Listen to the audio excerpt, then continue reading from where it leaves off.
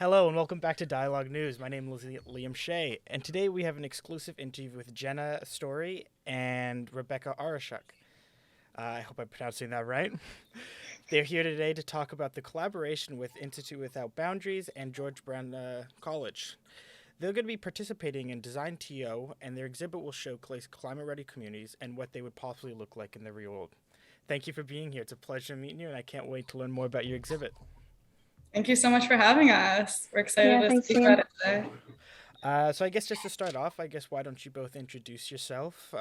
Just tell us as much as you want about yourselves. Yeah, absolutely. I guess I can go first. I'm Rebecca. I'm a student right now at the Interdisciplinary Design Strategy postgraduate program through the Institute Without Boundaries. Initially, I had just graduated with my bachelor's in architecture and human geography from University of Toronto, and I'm really excited to be here today. Cool. Yeah. My name is Jenna, and I actually graduated from OCAD University about 10 years ago from a program called Integrated Media. Like Rebecca, I am now attending the postgraduate program through the Institute Without Boundaries, and just really excited about what we're doing here. Awesome. Well, again, it's great to have you both here. So I guess just to start off, for people who are watching who might not know, what is DesignTO? Can you give us a quick rundown of what that is? Yeah, absolutely. So DesignTO is this annual week-long event that takes place in Toronto. It basically promotes the work that's currently being done in the design community through exhibitions, events, installation work, all throughout the city.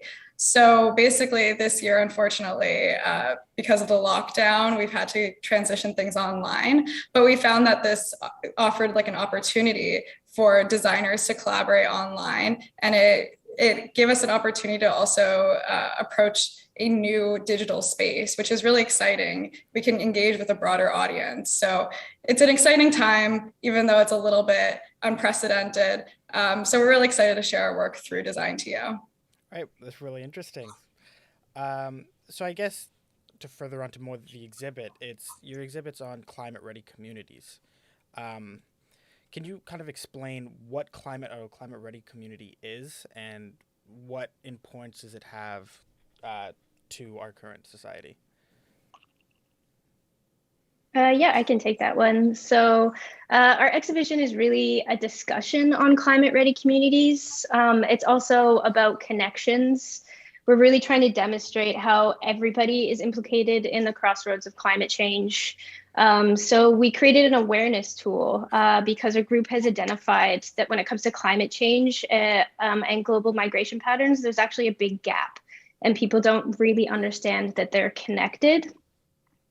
And they don't think about how that link might affect our future.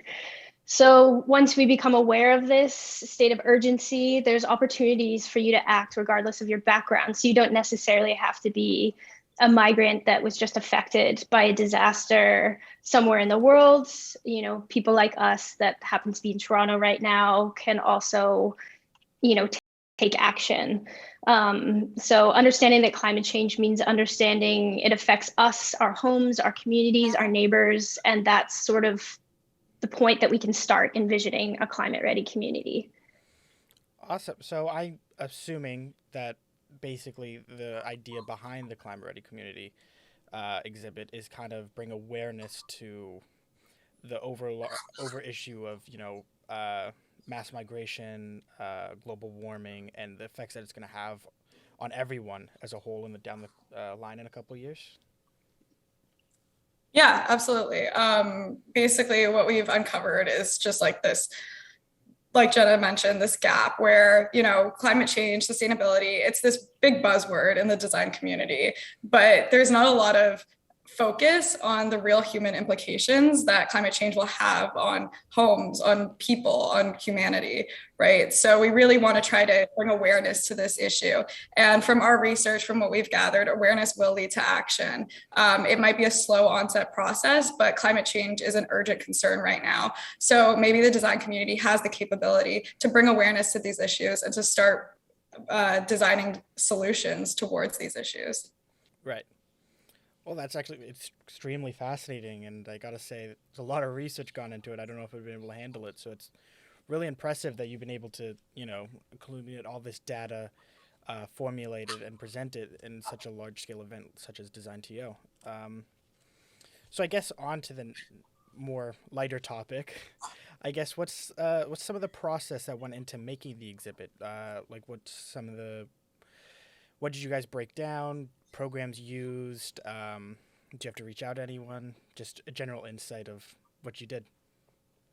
Yeah, so I think the most interesting part for me, because I've never been a part of facilitating an exhibition like this before, was that production was honestly like a secondary concern for us. It was really nailing down a core message. We wanted to make sure, like Jenna said, making sure this information is digestible and understandable for any audience member that might want to engage with any of this information or any of this content. So first and foremost, we had to kind of distill that core message down and really start to relate it to the everyday person. Then came really the content, which is a lot of the content that we originally had through our research. And it was a lot about editing, right? So we had to just make sure that this content wasn't so high level that anybody could really understand it. There was different little buckets of information and we could connect it easily across a different platform, even digitally. Obviously, there was a run-in in the middle because of the lockdown situation. So initially we had planned this exhibition for a physical space.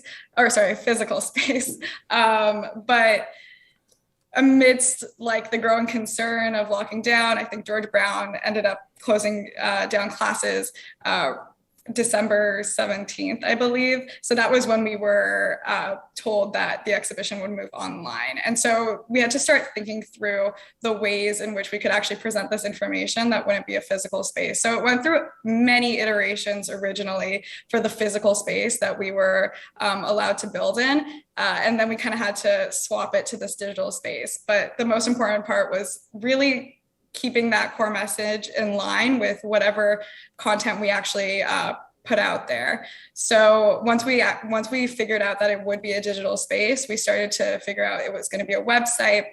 We outsourced with a developer and we started to create the design so that it was fluid, that it was interactive. And right now we're working in the process of making a live event that would be supplementary to the website, really to get a broad audience really engaged with this information. We don't want the information to just sit with someone so they read it. We want them to be able to know what they can do with it. A big part of climate ready communities is collaboration. And if you kind of just sift through information on a website, you're not going to get much out of it other than the fact that you're aware, which is one part of our message. We want people to be more aware. But a big part of it also is to make sure that they know they have the power to collaborate with existing organizations or with us potentially in the realm of climate action. The climate ready community of the future isn't so far off, but we need to understand the key issues that are posing barriers to facilitating it today. Right. Yeah, I think I can continue. Also, we're very, very privileged to work in an interdisciplinary program. So we actually work very closely with 8 people that come from all different backgrounds, which always makes for really interesting projects. So we're fortunate to have people that, really understand research and really understand communications. We have graphic designers. So this project is we've been under these really intense timeframes, but we've done some really remarkable things because we've worked together as a team and really collaborated. The collaboration works throughout the whole project, really. Right. Well, I guess that kind of leads me to the next question, especially for Rebecca. Since you said you're still a student, how does it feel to have your work displayed in an exhibit like this, even though it's online? Or have you already had work previously displayed in an exhibit before, and this is kind of just adding on to the experience? Yeah, before I answer, I just want to clarify that we're all students, the 8 of us. Sorry. No, it's all good. It's all good. Maybe I just mentioned it in a weird way earlier. But yeah, no, it's really exciting. I haven't been able to actually have my work put out there in a published way before, whether it be like the report we did or this exhibition itself. It's interesting to see how different our initial idea of like what the exhibition would be in a physical space was like, because you would think that it would be a lot more work to build this like physical space.